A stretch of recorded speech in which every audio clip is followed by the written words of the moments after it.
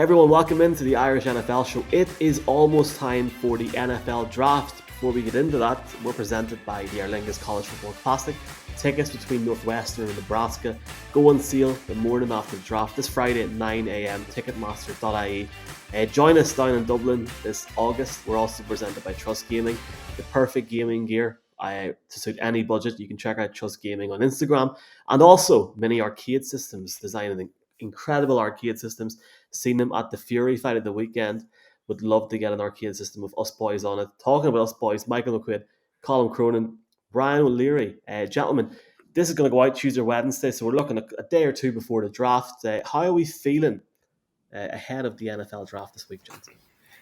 It's an intriguing one, I think, because it's kind of not a particularly strong quarterback class, and because you've got a lot of differing opinions even on who the top guys are at the various positions. I think probably outside of center and maybe safety, everyone potentially has a different opinion about who the top edge rusher is or who the top tackle is. That makes it really, really interesting this year, I think. Yeah, and that's reflective in every mock draft that you pick up each day. It changes, and it's changed so much over the past few months, and it's really hard to gauge, even at this stage, who's going to be the number one pick, two pick, and that's why I said on last week's show, it's very different to last year where we knew early on who was going where, but this year there's going to be a lot of things up in the air come 1 a.m. airtime when it kicks off, Michael. Indeedy. Draft Night Live is on at around 11:30 on Thursday night, depending upon timings. Around then, we'll be live at about 10 to 5 to 1 Friday morning throughout the duration of the first round. The first pick should be made at around 10 past 1, as long as Roger can get down the steps at the Bellagio in time. The aim of this show is to go through each pick in the draft, and we're going to talk a bit about each team's needs and who we think is going to go number 1 to number 32. The thing that really stands out, and I know you both mentioned this, is there's so many teams this year, like every year, with multiple picks, especially the Jets, the Giants, the Saints, the Eagles as well, I think, and the Packers and the Chiefs towards the end of the round as it stands.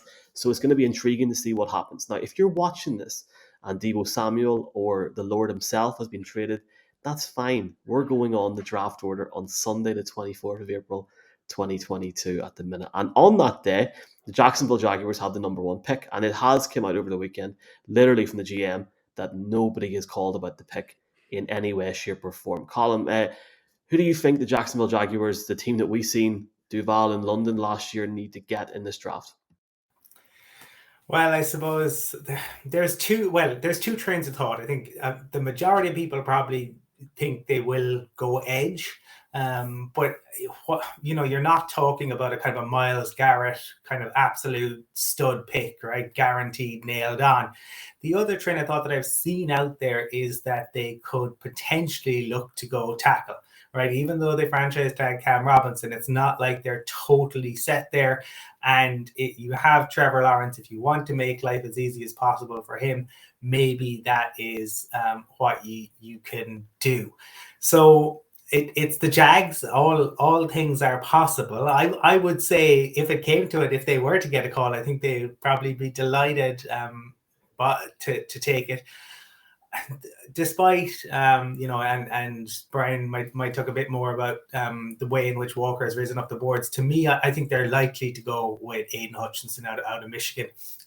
He's probably the safest pick at 1. The only concern I think would be number 1 pick. Is he going to be the superstar? The concern is that the really short arms. They definitely are a concern at the NFL level. But as Sam Monson says, if it works at the college level, why won't it work at the NFL level?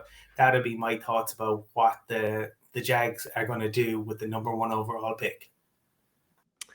Yeah, Colin touched on there, Trayvon Walker. He's the interesting part in all of this. For a long time, it looked like it was Hutchinson. And then Trayvon Walker, over the past few weeks, has gradually moved up in every kind of order or board, whatever, scenario you look at. Now, 3 months ago, Trayvon Walker was being mock drafts at about 24 in the first round, 32. There was other mock drafts that didn't even have him in the first round. Great pro day, great combine, 6.5 sacks last year, but he was playing in a very stacked defense. So it's hard to gauge, but it was just, the enormity of that defense being so good. But he's come up the board over the last few weeks, and it has been about Hutchinson or Walker. I'm with Colin. I think in the end they'll take Hutchinson. Look, if they do go Walker, Hutchinson potentially stays in Michigan and goes to Detroit. So, but I do think in the end, come Thursday, Friday AM for us, it'll be Hutchinson going out as the first pick. I'm excited to get this first pick in early Friday morning, bringing the coffee in. Look, if they don't go with Aiden Hutchinson, it's the most Jacksonville thing you're ever going to see in your life, boys. Like, genuinely. I can understand the Trayvon Walker talk, but even the Kayvon Thibodeau, we'll talk about him in a minute. I can't pronounce his surname. It's so obvious, Thibodeau. But this guy, if Aiden Hutchinson doesn't go number one, he's literally the safest pick they can make. Like, they can't get any safer. Make the pick. He literally brings that immediate starting ability, not even starting ability, but that star power to the Jaguars. They need help on both sides of the ball, never mind Trevor Lawrence, and they really need to try and get people with players with not just raw talent, but players that from looking at this draft that they're going to go into the league from day one and be able to do at least an efficient to a good job. And I can't see how Aiden Hutchinson wouldn't do that there. So I think if he can go in early, get into training camp now and actually learn different NFL coaching and schemes to suit the Jaguars could maybe, God forbid me saying this, have some consistency down the stretch. It's a great pick for them. If they don't go with Hutchinson number one, they're absolute idiots. So are we all in agreement with Hutchinson here? Yeah, is that the plan? Or? Yeah, I think so. Sorry, Colin. Like, I just want to say, months ago, it was general consensus. It was going to be offensive line first pick, but obviously, just so we call out free agency has obviously taken a big part in this as well, because they gave they tagged Robinson, and then obviously they picked up Sheriff in free agency from Washington. So obviously that straight away, that was kind of just a signal that they're not going to go down the offensive line route in the draft. So yeah, I'm with you on this. I think it's Hutchinson, full house. No argument from Colin either. No, he's look, it's the Jags. I mean, I definitely could, as I said, you could go tackle, but I think Hutchinson is probably it's a safe number one pick. I don't know if his ceiling is as high as Thibodeau, and we'll get into Walker later on. But yeah, I think we're probably all in consensus that they probably will go down Aiden Hutchinson number one. Okay, looking at the Detroit Lions have the number 2 pick, and they also have the 32nd pick in the NFL draft, because the LA Rams don't have anything. And to not count out LA Rams fans here, especially Rams and I, why have they got a draft house when they're not picking anything until at least the 3rd round? I mean, fair play. I know it's all a big thing for social media and money-wise, but it's hilarious. Anyway, back to the Lions. I'm intrigued to see what they're going to do at number 2. Now, for me, I really like Kyle Hamilton, but you've seen multiple people, including, well, I didn't even pick him on my mock draft, but the last couple of days I'm thinking it. People saying Kevin Thibodeau, Trayvon Walker. 32 for me is intriguing. I know it's hard to sit here and say 32 for the Lions already. May they try and use that 32nd pick to draft or to trade up or down in that situation? I've seen numerous mock drafts, both fan and analysts this week, lads, where they're talking about if there's a quarterback still there, if Malik Willis somehow is around 32, they might go for him. I can't see him being there, but I have seen a draft this week where that was happening. So who knows what's going to happen? Colin, what's your thoughts on the Detroit Lions aspects going into this draft? I'm going to talk about the number 2 pick, and I'm going to talk about why I think they should take Willis at 2. I know some people are going to say that's a reach, but I think how frequently do you get the opportunity without trading anything to pick the number 1 QB on your board? The reality is that Jared Goff is not the future. You can have Willis come in. Willis has some fantastic traits. He definitely needs, plenty of development, but he can sit behind Goff and do that. No franchise plans or should. If you're planning to draft in the top 3 again soon, that's an issue. You do not want to be in that sort of spiral. So the opportunity to take the QB of the future, and when you have another pick at 32. To me, it would be a bold move, but I think that it would make a lot of sense for them. I think Willis is the standout QB. If there is to be a standout QB in this particular draft class, that I think would be a very big, bold move from the Detroit Lions, but I could definitely see a case for them doing that. Brian, as a man with small hands, is I don't know if your hands being small, Michael.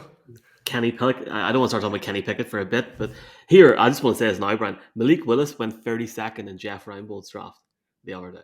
So I don't know what's going on. 2nd and 32nd. What's your thoughts? 32. I'll jump to 32 first because actually I do think they will take quarterback. I don't think they'll be moving around the board. I think someone like the likes of Matt Corral from Ole Miss. I think he's someone that's been discussed recently as potentially someone who could jump in late fourth, certainly early second, and I think that's where the Lions might consider taking the quarterback. I get Colum's points. I understand that they don't want to be back there again, but will they be back there again? Because I would be surprised if Malik Willis would be an immediate start. He wouldn't be with Goff there, but at some stage maybe they'll bring him in. That to me would then be a sign that the team essentially is going to try work on a new quarterback, a young quarterback, immediately because he's the number 2 pick. You'd have to put him in quite early once Goff starts having some struggles, and then essentially the season could be written off. So I think we saw kind of a reasonably good ending to the season for the Lions. They won a few games. I know the Week 18 game might not count for much because it was against the Packers who were resting up, but there was some good wins. They seem to be playing for the head coach. I think they're going to look for an impact player, and if it's not Hutchinson because he's the number 1 pick, I think it will be Trayvon Walker going. They definitely need an edge rusher, and I think he's the one. So for me, it's Walker. But again, I can see merits to where Colin has come from as well. This is what I really like about this draft, though, because we're constantly like last year it was a really quarterback heavy draft and it's a wide receiver heavy draft this year as well to an extent. But the talent last year, it was just, I think the interest level was there a lot more. But I actually really am intrigued by these first few picks because once Hutchinson does probably go with number 1, it's who's going to go number 2. I'm really starting to think Kyle Hamilton could be that playmaker they need. He isn't like your typical roamer around the field. He'll be able to make plays for that Lions team. I'm not talking about the Lions on Thanksgiving. I'm talking about the Lions every week of the season. They need guys like Kyle Hamilton. If they got Kyle Hamilton and maybe a quarterback at 32, or maybe traded up a little bit to get one if it was available, then like we'll talk about different quarterbacks in this draft, but that would have to be a successful draft. So who was saying then number 2, number 32? Well, if you look at it, if you had the opportunity to look at our mock drafts, I think we're all different on this one. I think we've all so we've got a different route. So winner of the Detroit Lions number 2 pick from our show will be announced on Tuesday. On defense, Colin. I'm gonna go that the Lions shock the world, that they go with Willis, and that it absolutely shakes up the 2022 draft. Whew. Talking about shaking up the draft, the next team have got both the 3rd pick and the 13th pick in the draft. And in terms of team needs, they need everybody. The Houston Texans. They literally need everyone, like players, staff. They've got a stadium. Colin, what's the best thing for the Texans to do here? Should they, like we're talking there now about how, we all disagree almost on that 2nd pick. So sure, like they're in a position where it's just best man available, yeah, at that point. Well, it's best player available, but I suppose at a position that's going to make a significant difference. And to me, probably at 3, they need to build up the O-line, and it looks like they're going to run it back with Davis Mills, so they have to protect him. So to me, the tackle position probably makes the most sense for the Texans. I'm going to say because they have Davis Mills, who, let's not forget, I think it was 3 or 4 games with over 300 yards passing that he had. So he's capable of, getting the yardage. So for that reason, I would say that they would go Evan Neal. I think he's probably better suited to a pass heavy offense more so than Icky. And I think for that reason, he makes a lot of sense for the Texans to take him at 3. I think the interesting thing about Collins' pick at 2 is essentially if the quarterbacks start going earlier than people expect. I think the Texans are fortunate being in 13 because they will find themselves picking up a really good talent at 13, whether it's the likes of Derek Stingley or maybe Kyle Hamilton drops. I don't think Sauce Gardner would drop to 13, but there's going to be players there at 13 where they're in a position to take best player available. I'm with Colin on the first pick. I think it should be offensive line. I do think I'm more inclined to think it'll be Ike Ekwonu more so than Neil. But again, I think that's very much a toss-up. They're both really good players in their own right. Expect to have really great careers. So I don't think any of us are there come Thursday night. If it's Neil over Ekwonu or vice versa, we'd be all saying that's a bad pick. I think, one of them will go in immediately and impact his team. And as Colin said, Mills looks like he's the starter going forward. And he had a really good good year last year when no one expected much of him. So they're obviously going to build around him this year, and I think definitely offensive line with the third pick. I like Evan Neal with the third pick. They already have Laramie Tunsil and Howard, right? So if they brought in Evan Neal, this is the guy that could maybe be put in at the inside guard spot, and then Tunsil and Howard could try and remain with that protection alongside the edges. So that could be I've seen people saying that's overkill if they bring in Evan Neal, but I don't think so. They need to bulk that up. Like they're going to be in the point where they need to have a serious amount of playmakers to stand a chance in their division. So that could be an option. I think they draft down to 13. Potentially depending on who's there. So I don't think right now, looking at this a few days out, we can certainly say, they've got to address this position, that position. They've got to address that other position. So come 13, I think it'll be a case of let's see who's dropping down, because there will be really good players who are expected to go top 10 that'll fall into that 13 range, and they'll pick up someone really good if they don't trade out. And there'll be other teams, I think, and we might talk about that in a little while, looking to move back potentially before 13. So I think you might have intentions of, but again, say the Lions do take Willis and suddenly somebody falls or somebody else trades back. That's where it can certainly all get changed up. But yeah, if the Texans got the right offer, could they? Because they have an awful lot of holes to fill on that roster. That second pick could be the real domino effect. I can't wait to see what's going to happen, lads. Thursday night we'll be live with our TV screens at the same time. You can watch us on YouTube. Pause it while you're in sync with us and watch along if you want. It's going to be good crack on Thursday night. The New York Jets have got the 4th pick and the 10th pick. Intriguing option for the Jets because they have various different needs from linebacker, defensive back to wide receiver. I'm going to say, boys, Trayvon Walker sitting at 4. And I think the Jets get their man. Now, in terms of 10, I think they're going to go after a wide receiver. And I say Drake London in my draft. The thing about Drake London is he hasn't played a lot of football in the last year. I think he played 8 games last year. But in the 8 games that he played, his stats were ridiculous. So the thing for him is nearly certain that his speed is excellent. But sometimes his speed at times, while it can be excellent, there's times where he can be quite slow going off the edge a bit. I'm probably wrong on that, but after making a graphic on it, I'm nearly certain that's correct. Do the Jets need to go after a wide receiver? Potentially. This goes into the whole conversation. Is Zach Wilson the man? Do I think they should waste a pick on a wide receiver? Do you give Drake London the opportunity? I don't know. You know what? I'm going to say Walker at 4, London at 10. Colin, who have you got? I'm going to say that at 4, they do need a wide receiver, and they went hard in free agency to look to try to acquire them, either picking up somebody who's a free agent or via trade. We know they were in on a number of the trades, didn't work out. I just think 4 is probably a little bit maybe too high for them to look to bring a wide receiver in. And for that reason, I'm going to go that they need edge help, right? They brought in Lawson last year, but he had an Achilles injury. Achilles injury is notorious in terms of, can you come back from them? Yes, absolutely. Kobe is probably the best example, a different sport, but to bring that explosiveness back. But that's what an Achilles can rob you of. So I'm going to say they need help at the edge.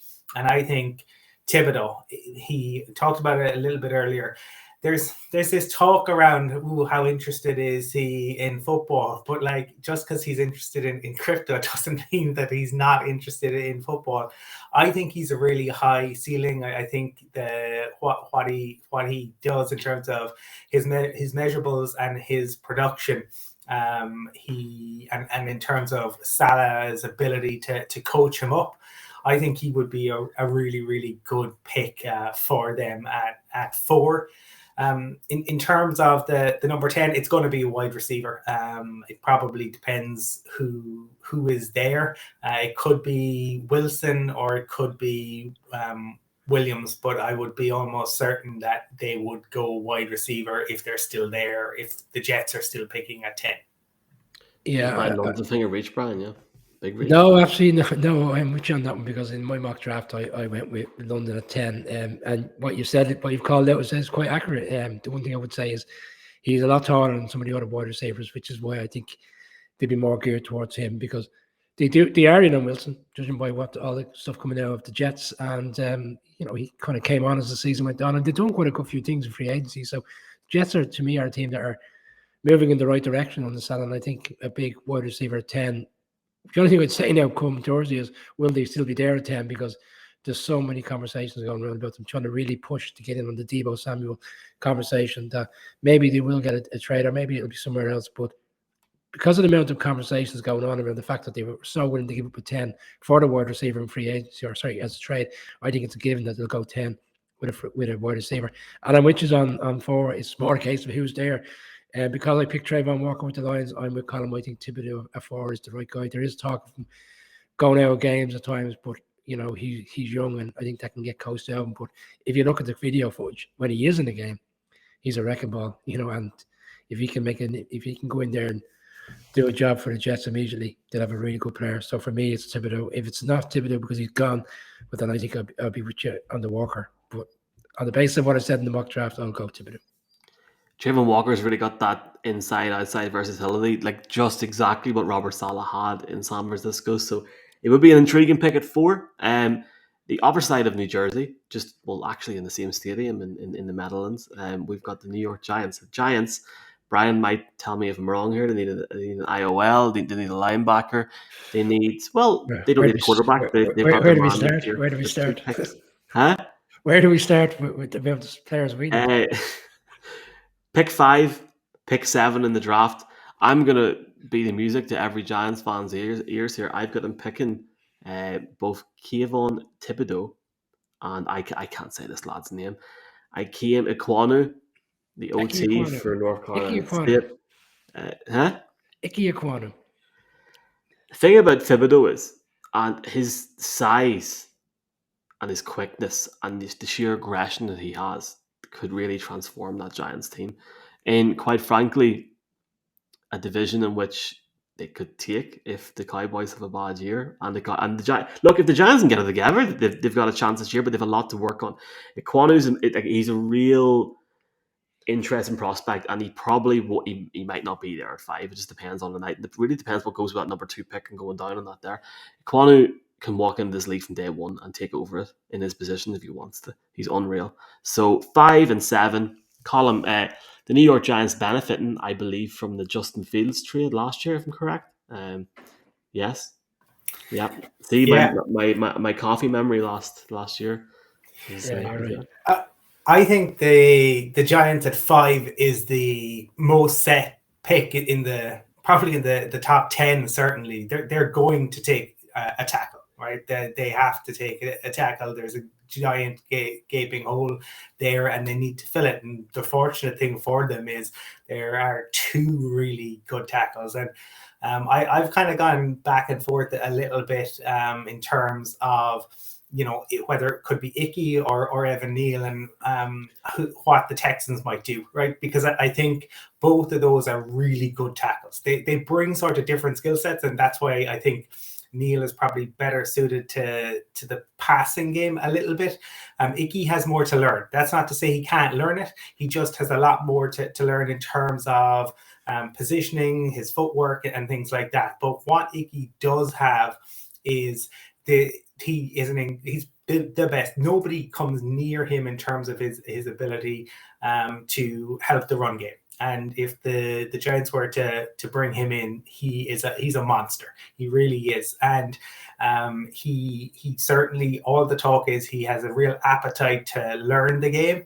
And I think, I've gone back and forth. Today I've said that the Texans will go with Evan Neal. So for that reason, I would have the Giants going with Icky at 5, and I think he'd be a great pickup. At the 7 is probably more interesting. There's all the talk that they might look to trade out again of that and acquire draft capital potentially for next year to make a run. Then if they don't, I would say you're definitely looking at the secondary. Whether that is cornerback help, because the Giants really, really need cornerbacks, and I could see them go with Sauce, or potentially he slipped a bit just because of his 40 time. But Hamilton, the safety, is kind of consensus. If potentially one of the best players, if not the best player, just in terms of his sheer ability. Could the Giants do that, given that they got rid of Logan Ryan? Yeah, that's certainly an option there. But I would say cornerback is probably more likely. So I'm going to go tackle and cornerback for 5 and 7.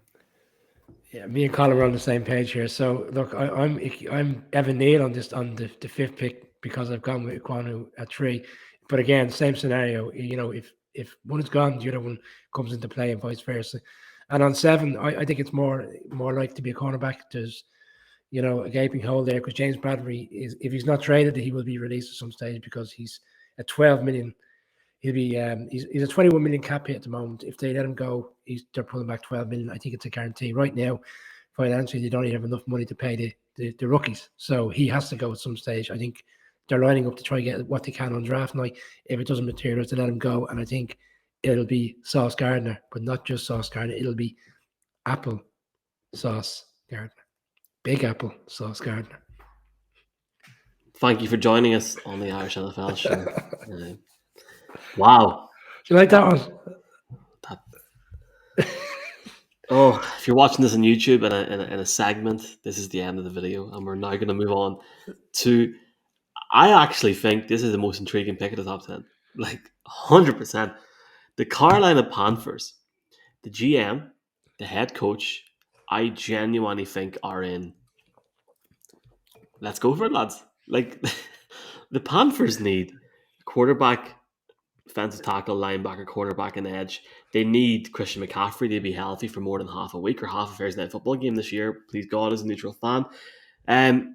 The Panthers last year, when they had Sam Darnold, that was a good trade, and Cam Newton threw a league-leading 21 interceptions and only had 14 touchdowns. That is the second lowest total in the NFL.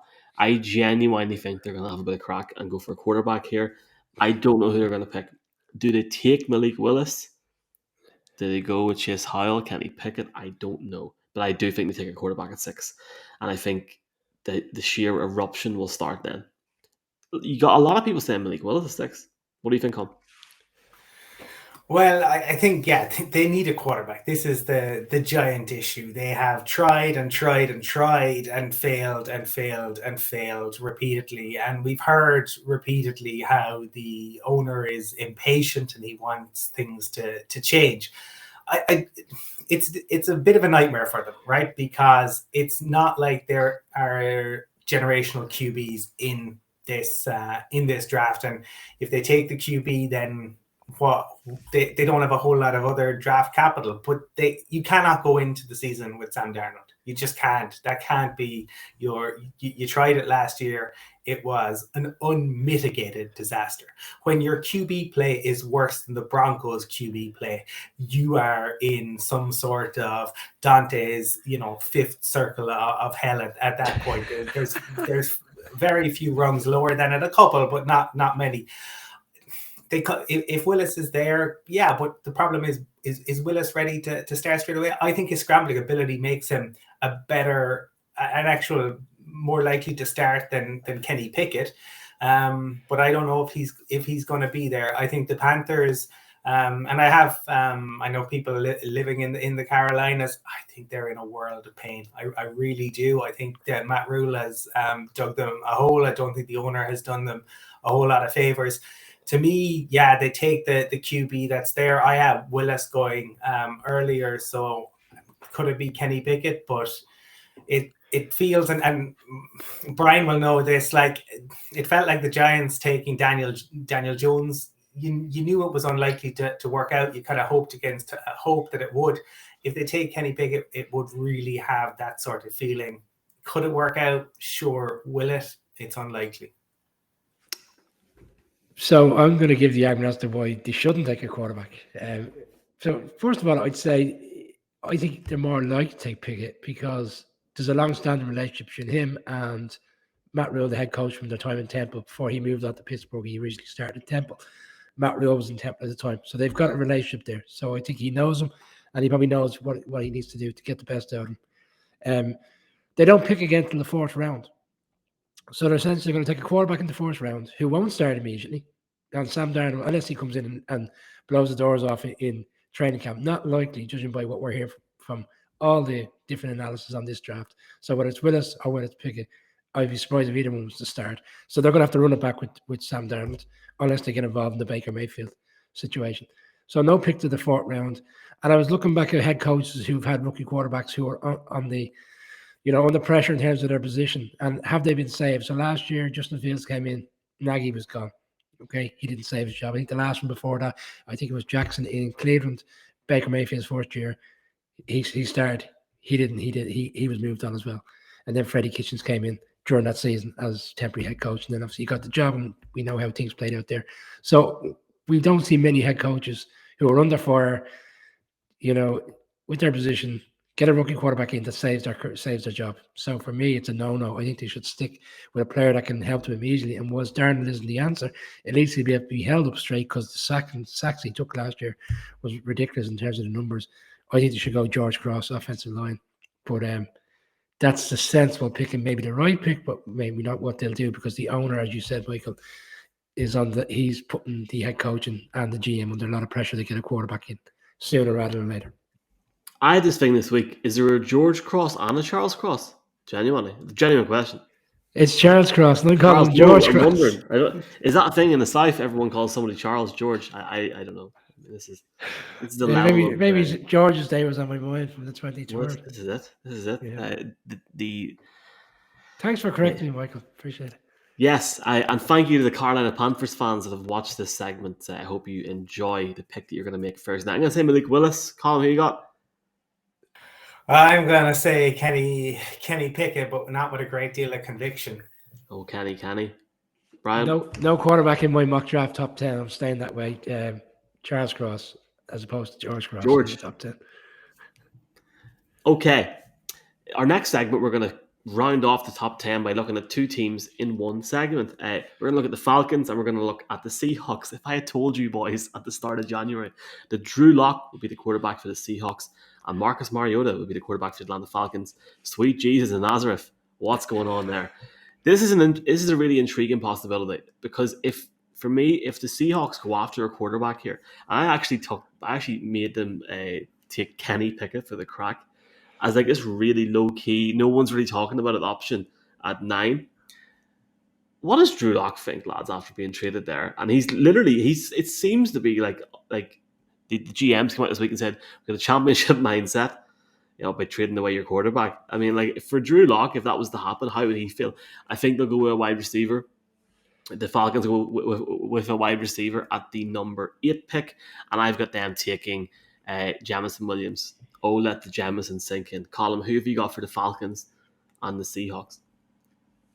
Both with new quarterbacks, but Michael, one of those quarterbacks is serviceable as an NFL QB and one of them simply isn't, and that's Marcus Mariota, who is serviceable. Drew Lock, you cannot start your season with Drew Lock as your QB, certainly not with a 70-year-old head coach, unless you plan to pick within the top 5 next year, and maybe that's the plan. Maybe Pete Carroll intends to coach into his 80s, chasing the dragon for forevermore. But the Falcons are with Mariota. They will, I think, run it back this year.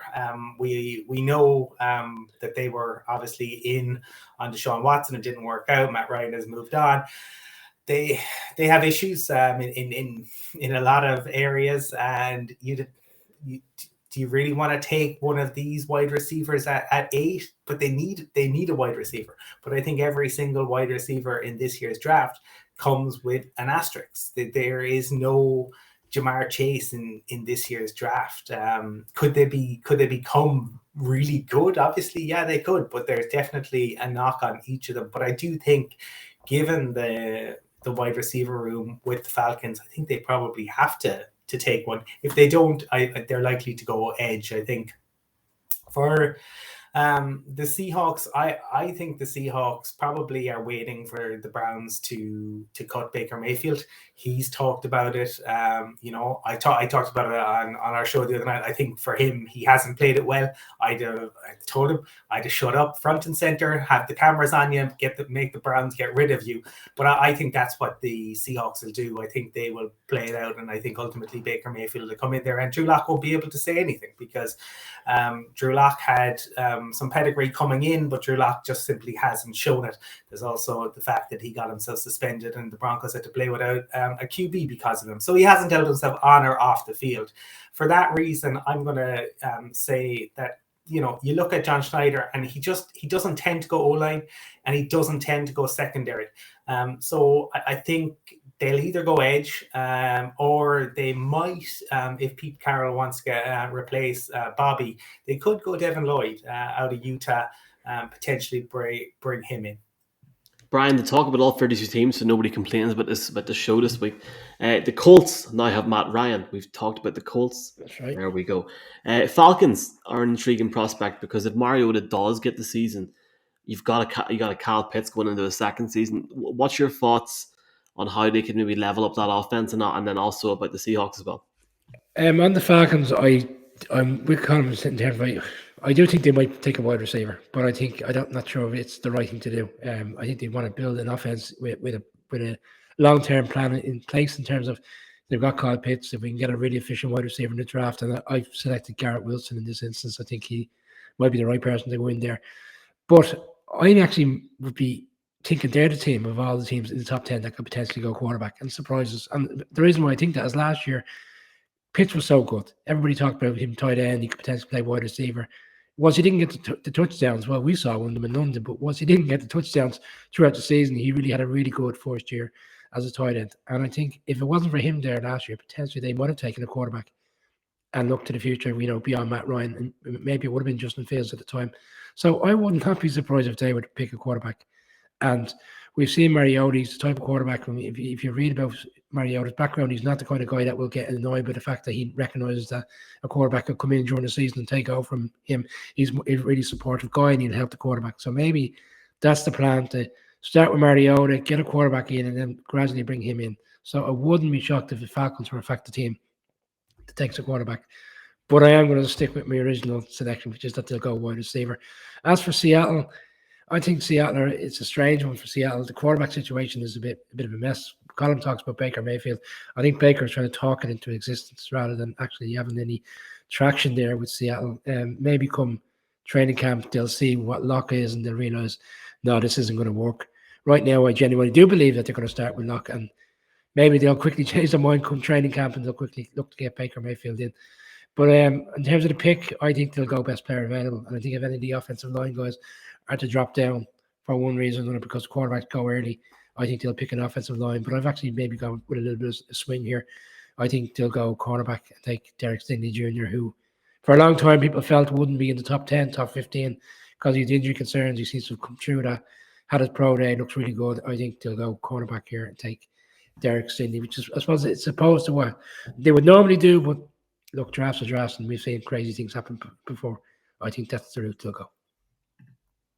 We have indeed, for the first time ever, I'm going to say this name, the Washington Commanders are picking at number 11 in the 2022 NFL Draft this week. We obviously had Riverboat Ron on just before the Super Bowl. Great guy, great lad. Apparently rang up not him, but apparently the team rang up Kansas City and asked about Patrick Mahomes. So they're not scared, lads, of going for the crack, going for it. I'm not going to sit here and say they need a quarterback. They've got Carson Wentz now, so Carson Wentz is a Super Bowl champion. So I'll put that out there and leave that for the Giants fan below us. I'm going to say they're going to go with Garrett Wilson in this draft if he's available at the time, or the next best wide receiver available. They need targets for Carson Wentz to throw to. Simple as that. Carson Wentz, boys, there was times in Indy he wasn't that bad.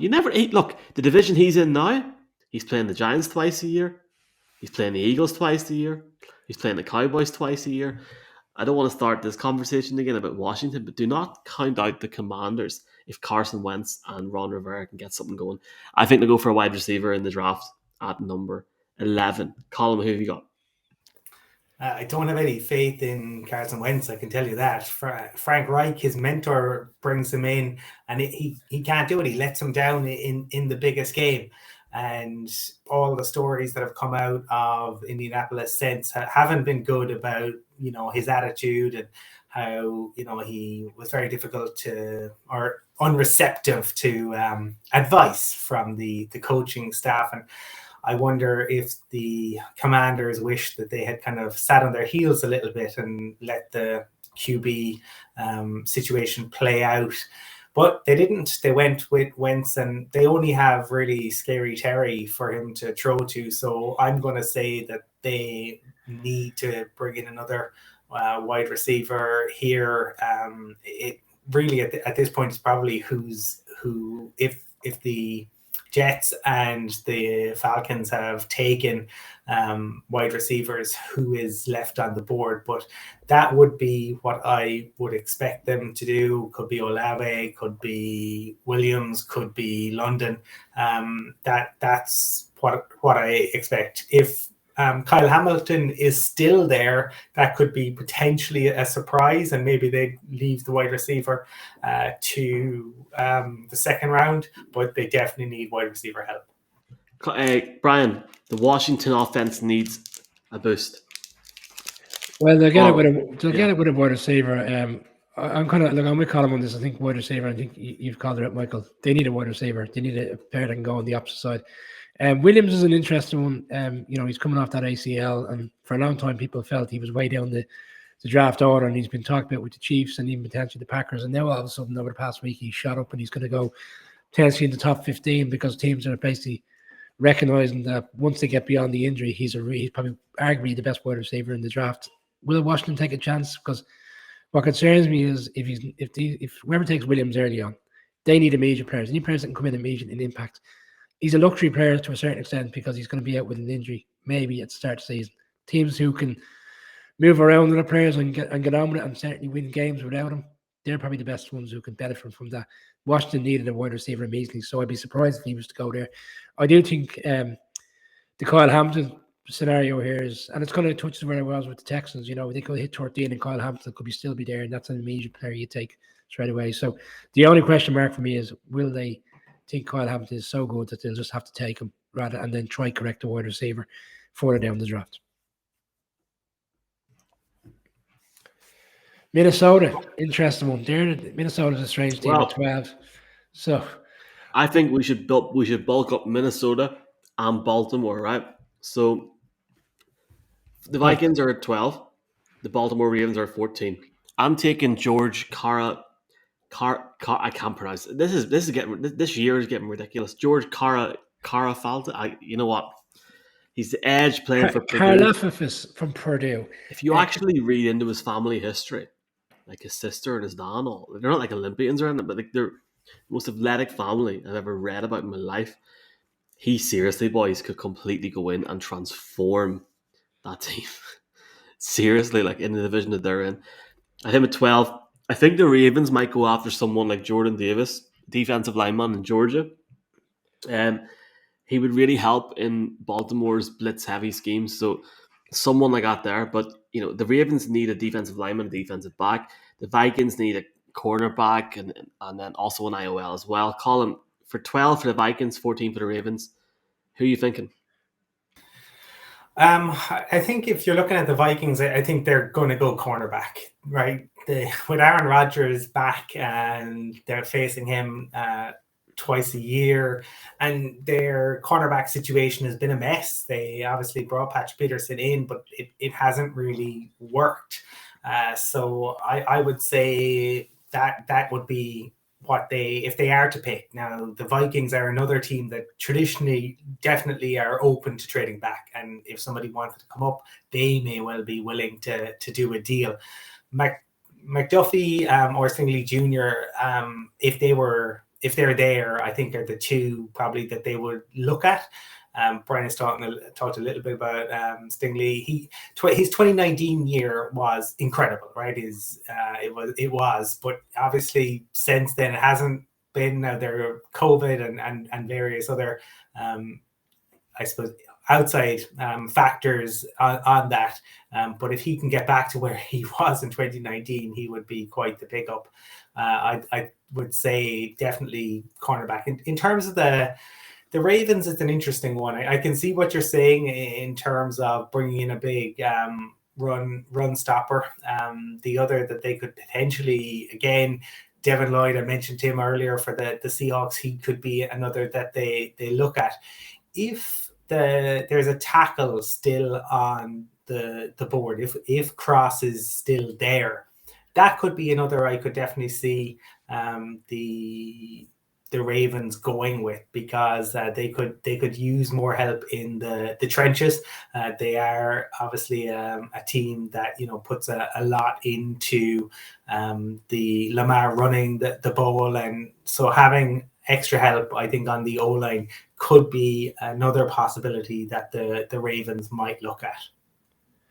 So, Michael, yeah, I'm your friend from Greece. I was just gonna pronounce him as the new Greek god because I was struggling to get his surname. I'm going to Corfu on July the 27th, Brian, so I'm just trying to get it all in. Do you know what I mean? Maybe you could give him, drop him an email and see can he help you out with his surname before you get over there and you're wearing his jersey. I think he's a fit for the Vikings. The one player I would call out, which we haven't because he seems to have moved down the board, Jermaine Johnson, another pass rusher who is going to be, if it goes away, we're thinking he'll still be there. And I think it's a case of which one they like more and who they think is more suitable to the scheme. So they're the two I'd be thinking with the Vikings. For the Ravens, yeah, I can see Colin's points. I think there's a number of players that they could go after. I think Trevor Penning, offensive line, who we had on our show a couple of months ago, is a standout player there.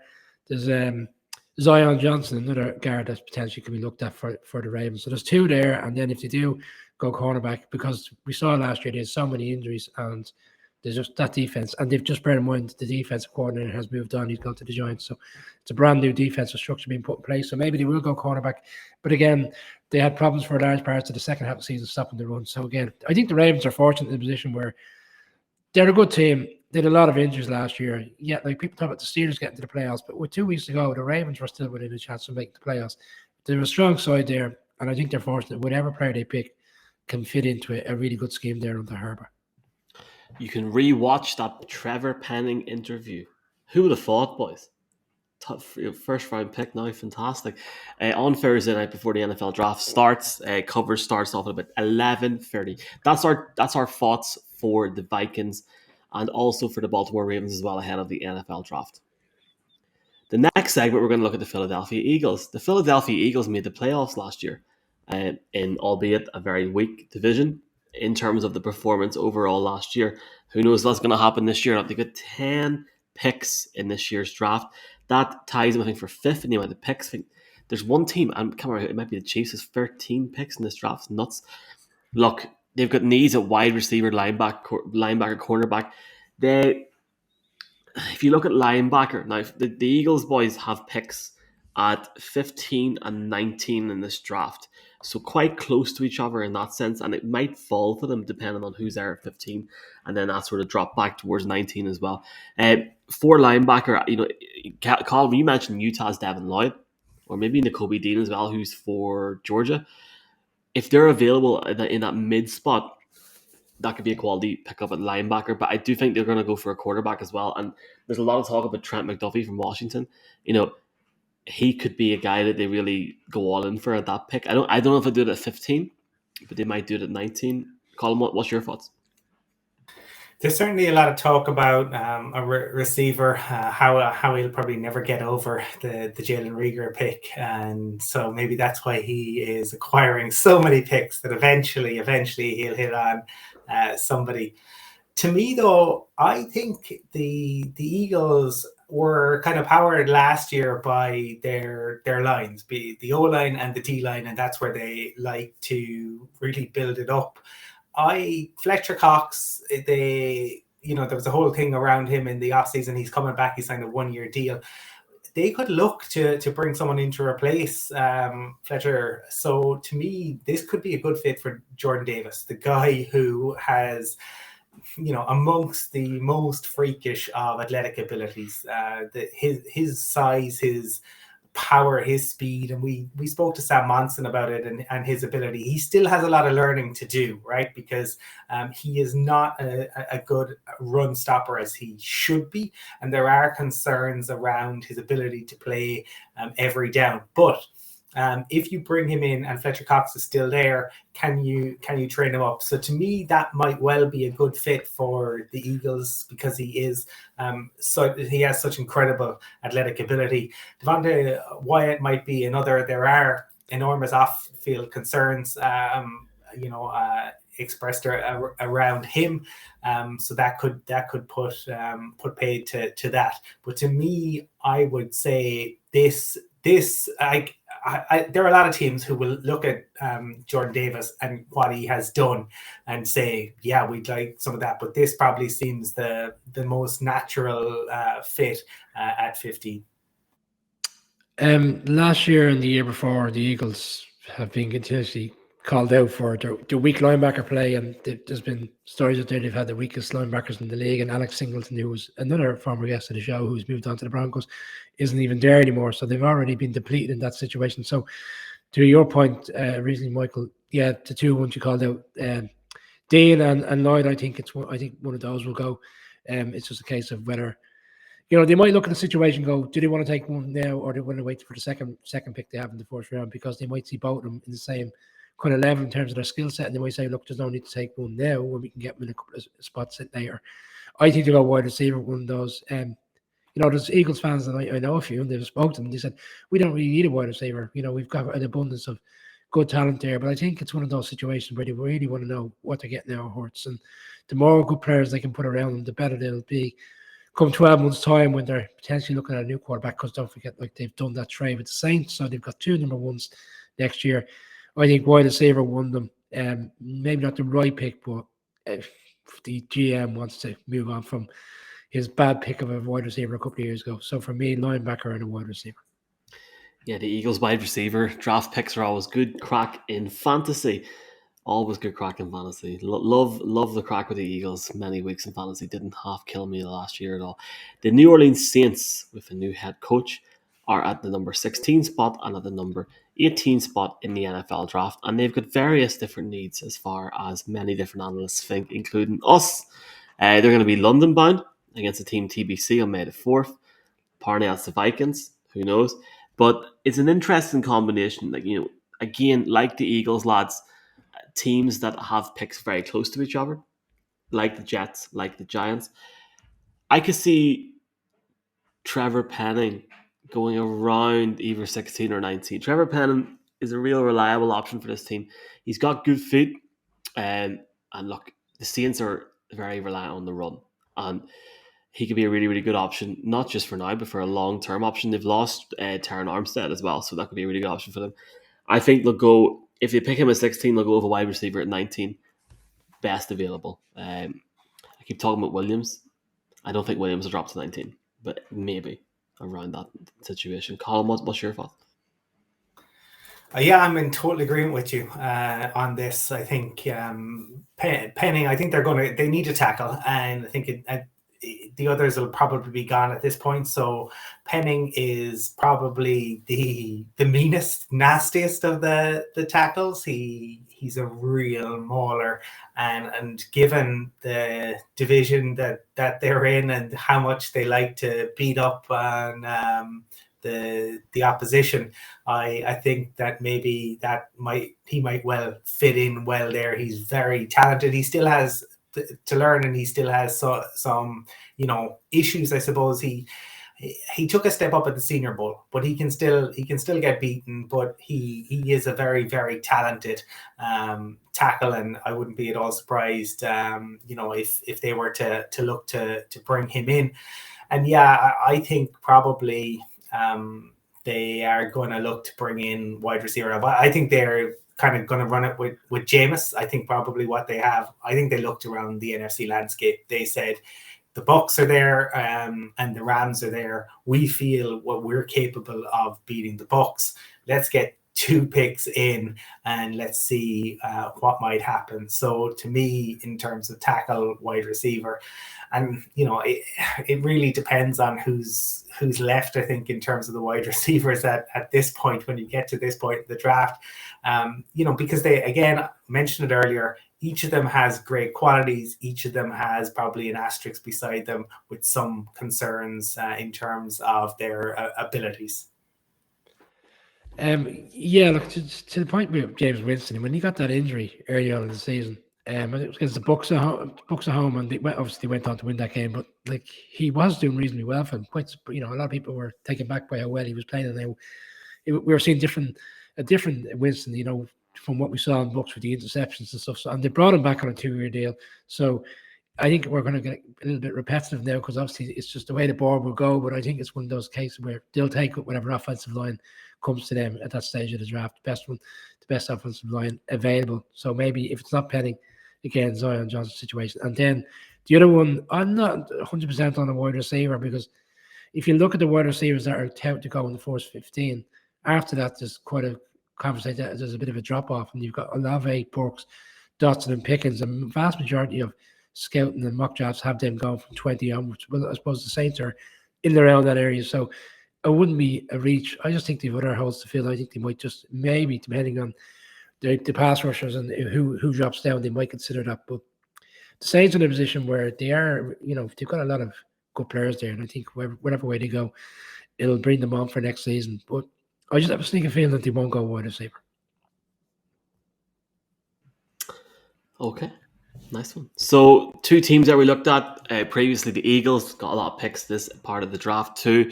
Saints have got 2 quite close to each other, 16 and 18. The next team we're going to look at the Chargers, and we're going to look at the Steelers as well in this next segment. The Chargers have got the 17th pick in the draft. Apparently, going by the Chargers social media channels, 17 is a lucky number. So there you go. And the Steelers have got the 20th pick in the NFL. I can't believe we're 20 already, boys. The Chargers are an intriguing one. There's a team in the first round of the draft that apparently doesn't want the 7th pick. And that team is the New York Giants. Now, could the Chargers trade up and go all in and try and get someone? Maybe a Charles Cross, maybe best player available? Seriously, at that point in the draft? It's obvious the Giants, well, maybe Brian will tell us different in a wee second, but it seems as if the Giants don't want that pick or will be open to at least trading back a bit. So why don't they go after a Charles Cross? They need someone that could be a long-term starter opposite or alongside Rashawn Slater. So the Chargers need to get somebody in like that. So if he's there, who knows? But that could be the first trade up that we see on Thursday night. Steelers at 20. Kenny Pickett. Colin. I don't think the Steelers are as in love with Kenny Pickett as is maybe being made out or was being made out maybe a couple of months ago. Could they? Yeah, certainly. But I think the talk seems to be Willis would be more likely, but I think he's going to be gone off the board either. As I said, the Lions, or I think somebody goes up. Could the Steelers potentially? They've gone up before. But I would say if Hamilton was to fall to this, I think they may well take him. They're another team who, if the Browns were to cut Baker, I think they'd go for him then. I think that's what a lot of the league is waiting. They're not going to maybe trade for Baker, but if he is available, certainly his market would open up at that point. So to me, if Willis is there, sure. Otherwise, Kyler Hamilton, I think Kyle Hamilton might be the one that they look for. The Chargers, an interesting one. I think the Saints probably went up ahead of them to take the tackle, because I think that's probably what they felt that the Chargers would do. And because of that, I think that the Chargers might look to bring in a cornerback. Given that the Broncos have brought in Russell Wilson, you're fading Patrick Mahomes twice a year. And under Josh McDaniels, you imagine the Raiders will be good offensively, certainly. So they brought in JC Jackson, absolutely, and he is CB1, but I still think maybe they need a little bit of help. There are some really, really good cornerbacks in this draft. Talked earlier about the Vikings and what they might do. I think whoever the Vikings didn't take, this could be where the Chargers might look to strengthen their secondary. I see these two teams as two real live options to move up. As you suggested, Michael, Chargers may consider, the offensive line situation and try and move up to 7 with the Giants. And now you can see a scenario where Kevin Colbert is going to leave, and there's been conversations coming out that he wants to leave, putting the quarterback in position for this franchise going forward. And then he wants to step away now that that's all resolved. And look, once we say these quarterbacks are the standard that we've seen in previous drafts, maybe they see it differently. Maybe they do think Malik Willis is worthy of a pick at 7 in the first round of the draft, and they make a big push to get up there. So these two now would really intrigue me in terms of one of them potentially coming up. If they stay as they are, I think for the Chargers, it's a case of which offensive line. Does Penning drop that far? Or is it Jordan Davis? Because we spoke, time and time again last year, and obviously during free agency, about the fact that defensive tackle was a problem for them last year. They couldn't stop the run. Well, Jordan Davis was to be picked up. I think that would go a bit of a help towards resolving that issue. But again, is he going to be there for the Steelers? I think it's a Kyle Hamilton scenario. Someone somewhere within this draft is going to drop. Someone's going to go from arguably supposed to be 10, 12 down to 20. And I think Steelers, if they don't move up, will look to just take best player available. Kyle Hampton, maybe cornerback. The offensive line last year, despite Big Ben's poor season, for an offensive line that was stitched together with 5 players, they did reasonably well. So I'm not sure if they go there. I think they're alive, and I think that we could really see them move up in the first round. Let's see what happens. Thursday night will be live from around 11:30 p.m. on the Irish NFL Show Twitter account, on YouTube and Facebook. You can check us out on Instagram and also on TikTok as well. Now, let's look at our next segment, which is the New England Patriots and the Arizona Let's Always Start 7-0 Cardinals. Had to get that in there for the Cardinals fans. The Super Bowl's in Arizona this year. Be interesting to see what happens next season. The New England Patriots got the 21st pick. The Arizona Cardinals got the 23rd pick in the NFL draft. For me, I think an intriguing possibility is going to be trying to get more targets for Mac Jones, who, if only Mark was here, is a second coming. And I have high expectations, boys, in year 2. High expectations now after the last year and after some of the stuff we've heard in the show. And of course, he's had a very good rookie season. So very high expectations. Maybe the best wide receiver available there. Could add with Devontae Parker. Maybe a Drake London if he's still there. For the Cardinals, Tyler Linderbaum. Like, the Cardinals' offensive line needs to be as physical as possible. It's not at the minute. And are we presuming that Kyler Murray is playing based upon a 100 emoji last week? So I'm just going to presume that's happening. Everyone's seen that last week, yeah, so it's all good. Colin, Patriots 21, Cardinals 23. Who are you going to pick for these teams? I think the Patriots might go with Zion Johnson. We talked to Jim Nagy about him, possibly the smartest player in the draft, and Bill Belichick loves smart players. He loves versatility, and Johnson is a guy who played tackle previously. He is a guard and he's played center. Playing tackle, I think, really helped him. He's not going to play tackle in the NFL, but playing tackle helped him in terms of pass protection. That is what they are looking for to bring in to help Mac Jones. So to me, he's kind of an instantaneous team captain. Right, so I think the Bill Belichick goes Zion Johnson. In terms of the Cardinals, they lost Chandler Jones, and I think that's a big loss for them. Chandler Jones he's kind of a streaky player. They always talked about Wayne Rooney was kind of a streaky goal scorer. It's the same when it comes to Chandler Jones and sacks. I feel he goes on these runs where he has back-to-back games and then kind of others. But I think they need to replace that. I probably need help maybe on the interior of the D-line. I spoke earlier about the Eagles, but if the Eagles don't take Devontae Wyatt, this could be where he goes because he's an enormous human being. And the Cardinals, this would give Vance Joseph a piece to work with on the interior there. So in one of the most competitive divisions, that could be a really good pickup. Yeah, I agree with Michael on what you said around the Patriots and trying to put more players around Mac Jones. And this is where I think Williams potentially is a good spot. The Patriots would bring him in, on the injury and, ease him into the team. And then he's got the relationship already from his time, previously with Mac Jones. So it would be a perfect fit. If wide receiver isn't an option, if he's gone and they just don't think the other guys are up to that level, well, then I think actually linebackers is something that they need to address. Kyle Van Noy was released in free agency, only having come back last year from Miami.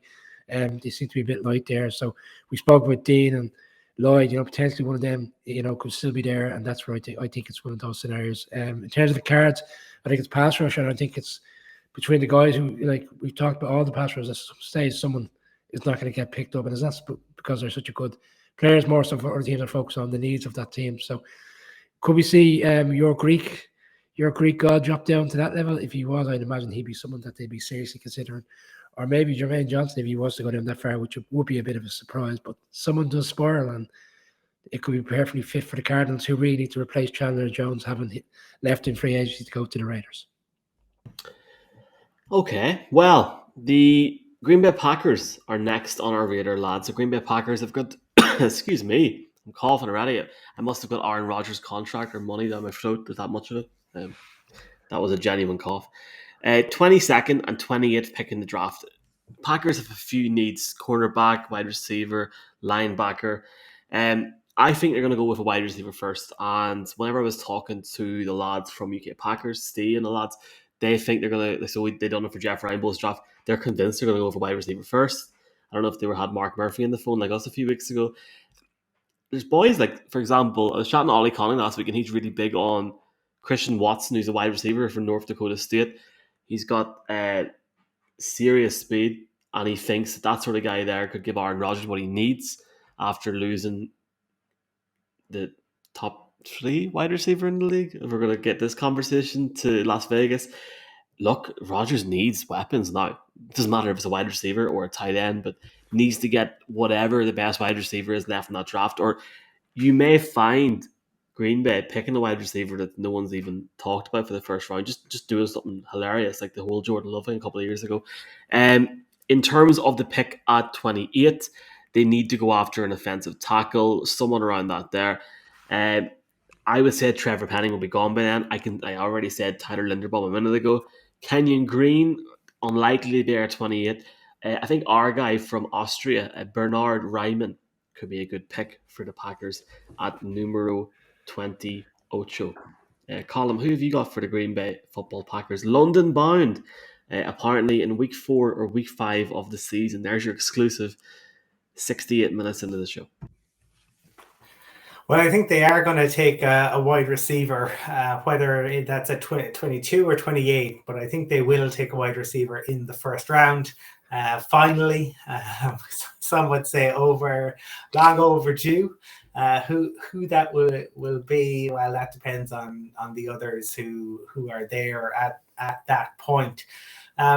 What they do after that, I mean, when you say look at the needs, right? It is wide receiver, it's O-line. The Packers have had guys leave, so they could potentially use some help, and at linebacker as well. So the interior linebacker is somebody that they could look at.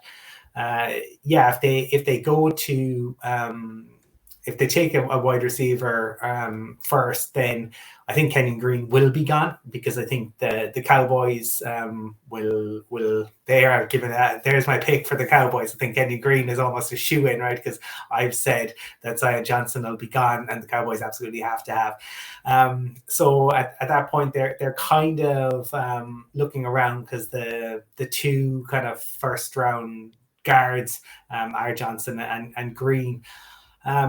It's kind of a tricky one for the Packers to see exactly what they might do. But I'm going to say wide receiver first, and then I'm going to go interior linebacker with the 28th pick. Brian Collins literally just gave away his pick for the Cowboys, so I actually think it'd be Zion Johnson, but if it's not Zion Johnson, it's Kenyon Green. So maybe you want to throw that into your extravaganza for both Green Bay and Dallas. Well, I'm going to give you an extravaganza for Green Bay. I think they're going to double down. I think they're going to take 2 wide receivers. No, they're not. What? I think they're going to take. I think someone like Burks potentially is something that they'll look at with a big reach, and then they'll look for a slot receiver, and that's Olave. And there's also one floating around in the second round that potentially could move up, which is Sky Moore. I think that's somebody that they will consider. And Scantlin's gone as well. Okay, so Adams is the one that gets all the conversation because he's gone to the Raiders, but Scantlin's gone to the Valdez-Scantling has gone to the Chiefs. So they're 2 wide receivers down. Rodgers has got no wide receivers over the past 4 to 5 years. That's the conversation. Well, now this year, I think they might see a scenario where, do you know what, you can have 2 of them, because this offense last year was explosive, and I understand that the offensive line needs to be corrected, and maybe that's something they can address in the later rounds, because there is some quality players in the second and third round. So I just think something unusual here. I think we see it, and we'll be asking ourselves, oh my God, not only is he getting 1 wide receiver, he's getting 2, give him all the weapons he can to get them to the promised land next season. So there you go. Is there someone? Who else are we supposed to be going? I'm going to Cowboys next. Dallas, your favorite. Dallas has been crazy this offseason. Like, there's been so many problems. They've lost so many players. They did very little in free agents to resolve the issue. They've lost players in the offensive line. I think Dallas are one of those teams that if they saw an opportunity to move up, they would. To get one of the offensive line guys.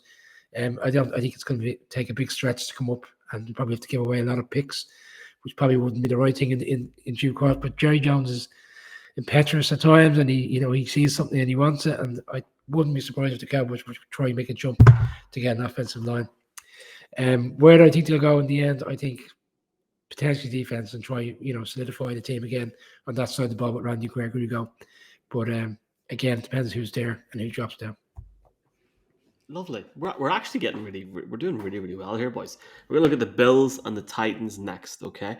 The Bills have got the 25th pick in the draft. The Titans have got the 26th pick in the draft. And we're almost there after that there. We really are. Buffalo Bills, I'm going to say they're going to take Chris Olave, the wide receiver from Ohio State.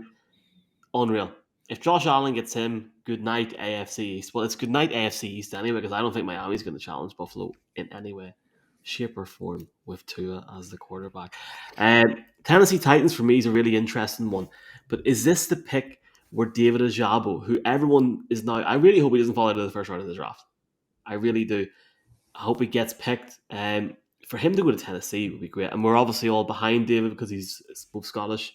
I think he's from Scotland and Nigeria. So hoping he can get back from his injury very quickly. The one thing I'll say about David is it's unlikely he's going to have a very quick recovery. He may not be able to play this season. I have no idea. But Tennessee might need a wide receiver. So who knows what's going on there as well. Maybe AJ Brown wants to change his Twitter bio back. Colin, who have you got for the Bills in Tennessee? Michael, I was agreeing with you earlier. I couldn't disagree more on these two. The Bills are going cornerback. That's the only pick for them because White is coming back off a serious injury and they have to get help at cornerback. So could it be Booth Jr. potentially as somebody that they might look Elam potentially another, but they are going cornerback all day long and twice on Sundays. That I'm convinced of that's what you'll see them do. The Titans are going to take a QB. And because they are not going to continue to pay Ryan Tannehill. I think they have seen that Tannehill is limited. And I think they are going to look to bring one of these QBs in. They save almost 20 million if they let Tannehill go after this season. So I think that they might bring Matt Corral or Ritter in, see potentially what they have. And it's kind of a strange year because they're really assessing what they're going to do. Derrick Henry coming back off the injury. They were number 1 seeds last year, but they flattered to deceive and really disappointed in the playoffs. So I think, maybe they weren't as public as Jim Irsay, who is, well, Jerry Jones. But apart from Jerry, so to me, I think maybe the Titans, this could be one of the big surprises that they look to bring a QB in. If they do that, Brian, at 20-5 on Friday morning, I'm done. I'll not sleep the rest of the night. I thought that was going to be my shocker. I thought Colin was going to go, what? Where are you going with that one? He has nailed exactly what I'm thinking. And all the reasons, they all stack up. The contract that Tannehill's on, the inconsistency last year, they still managed to be the 4th seed. Bengals, 9 sacks for the Titans defense against the Bengals, and still couldn't beat them because of 3 interceptions in the game, critical interceptions by the quarterback who's good. He's just not top quality. And I think Ritter, who's jumped up the boards over the past few weeks, is a real live word to go to the Titans. And again, I'm with Colin on the other one. I think the Bills were really good last year, but that game in particular against the Chiefs, they were hosed up and down the field. Cornerbacks were depleted all night. There was times in that game where the defense, the front 7, got to Mahomes and he got the plays off, and in the back end they couldn't manage it. And for the Bills to go to the Super Bowl, I'm not saying the cornerbacks are going to come in immediately and bring them onto that next level, but they're building in the right direction. Von Miller's come in as well. Like, he's going to be up there, the front 7. They need someone in the backfield. So long-term play. There's 3 there that Columns touched on. Gordon, Boot, Elam. For me, it's a case of which one they feel is. I thought your laptop battery was going for a second there. We're getting there, boys. We're going to look at 2 teams in one go, and then we're going to look at the Chiefs to finish us off on this NFL draft preview special on the Irish NFL show. Look, we're going to look at 2 teams that have been in the Super Bowl over the last 2 years. First off, Tampa Bay Buccaneers, the Glazers, and we've also got the Cincinnati Bengals. So the Bucs are picking at 27. The Bengals are picking at 31. I love how we haven't mentioned one tight end's name yet in this draft. Not that there is a standout tight end this year, but as of recording, we don't know what's going on with Robert Gronkowski. He's made more TikToks and he's done training exercises in the off season. I can't see Zion Johnson falling to 27 for the Bucs. I think they'll go with a wide receiver, potentially, to give their 46-year-old quarterback maybe more weapons. It's very difficult to presume what they're going to do in this part of the draft. Could they trade down maybe and look for some value on Friday and Saturday? The Bengals, Kyrie Elam. If there's no offensive lineman left on the board at 31, the Bengals take the best player available. He offers massive size and speed to match up with a number of different players in the AFC that the Bengals are going to have to worry about. And look, can the Bengals really go back and do what they've done over the last 12 months this year? It remains to be seen. A guy like Elam, quarterback in Florida, is an intriguing prospect for me. Colin, Tampa Bay Bucs and also the Bengals. Who have you got? I think both of these teams could look for additional O-line help. And you mentioned him earlier, Michael, but I hadn't him going yet. Ryman, I think, could end up at either of these teams. I mean, the Bucs have lost 2 starting O-line guys. Ali Marpet has got into retirement, and him and his backpack are not coming out. And Alex Kapp obviously got a big contract from the Bengals. So I think the Bucs could look to Tyler Smith out of Tulsa potentially, and Ryman. Those are the 2, and if the Bucs go one, I think the Bengals might take the other. But I think Ryman is, given he's just 2 years of experience at tackle, he's very, very polished. Perhaps you were talking about no tight ends. He's a former tight end, so it's a former tight end maybe going in the first round, but on the O-line. For the Bucks, I think it's going to be a safety. I think Logan Ryan has been signed, and with all due respect to me, he had quite a poor year last year for the Giants, so I don't think he's going to be a full-time starter. I think he's there for his experience more so than his play. And, they lost another safety Whitehead to the Jets, in free agency. So they're a bit light there. Braxton Hill and Jalen Pitcher. So we spoke to Jim Nagy, which is a part of our piece on our show on Thursday night, and we spoke about the fact that Kyle Hampton is the one that gets all the reviews as the best safety in the draft. If you look at the play of these three guys throughout last season, there wasn't a lot of the difference between them. So there's two safeties there. I think Braxton Hill is something that should be someone who should consider there. And then for the Bengals, I mean, the Super Bowl, we spoke about two situations going into the Super Bowl. The offensive line and cornerbacks, and would that be what cost them the Super Bowl? And in the end, it did. There was 7 sacks on Burrow. So fairness, free agency, they've addressed that. Cornerback, similar to the Bills, these top teams now are literally players away from being potentially in a position to come back for the Super Bowl. So again, I think it's a situation. Those 3 cornerbacks that we're talking about, Gordon, Boot, Elam, it's a case of who's there, who goes beforehand, and I think whatever one is there for the Bengals, they'll take one of those. Okay, our final team tonight. Can't believe we got through this whole first round of the draft. Must be done all 7 rounds for that. Kansas City, 29 and 30. I have an exclusive for you boys. Brit Chief has got them picking Devontae Wyatt at 29 and George Pickens, a wide receiver, at 30. Both played for the Georgia Bulldogs. He said, quote, English Bulldogs. So there you go. Lads, I genuinely don't know who. Can't say you're going to go with one of the picks, but I think one of them could be a wide receiver to try and get something back on Hill.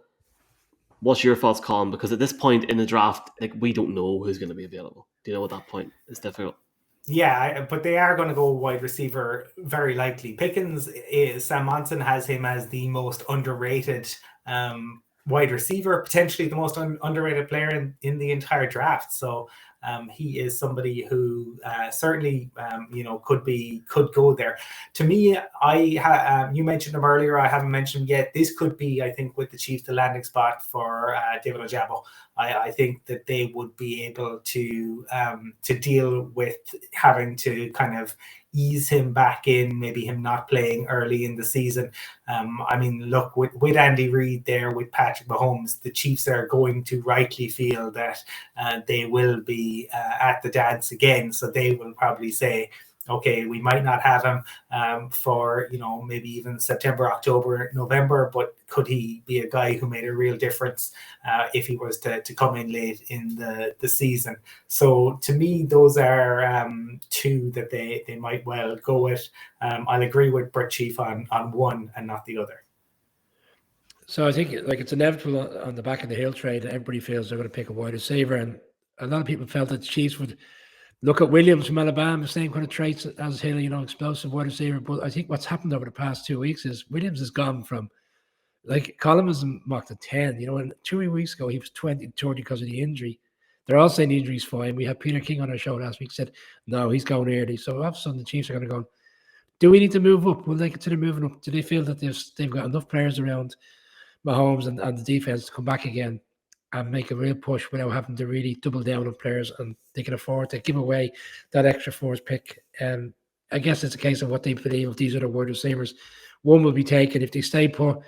I think cornerback is in play here. I think they've lost a few cornerbacks in free agency as well. So kind of back to that story with the Buffalo Bills and the Bengals around which cornerback is available. I think that's the standout. And I also think they've also lost players, safety position again, which the Bucs will need to tighten up on. I think potentially they're in play as well for a safety, but it's a case of which one they feel is the right man. But someone in the top half is going to move up. We know it's a given. We see it every year. So somewhere along the lines, something's going to happen to distort their conversation here this evening. Indeed, that's it. That's the first round done. Just a reminder that one of our sponsors, the Irish, the Aer Lingus College Football Classic, Northwestern Nebraska, this August. The tickets go on sale this Friday morning after the draft. So get up early, get a coffee, get some tickets. Check out our socials throughout the weeks for more information on that. Potential pre-sales, etc. For more on that, there going to be an interesting game, an exciting game to look forward to as well. Thanks also to Trust and to many arcade systems as well for the continued support of the Irish NFL show. Lads, we'll be back on Thursday night. Join us live on Thursday night as we go through each selection in the first round of the NFL draft. all night long until that 30-second pick is made. I swear to God, if anybody uses their 10 minutes in full, I'll be a happy man. But yeah, here lads, thanks a million for your time, and folks, thank you for supporting us as always, and we'll see you on Thursday night. See you live on Thursday night.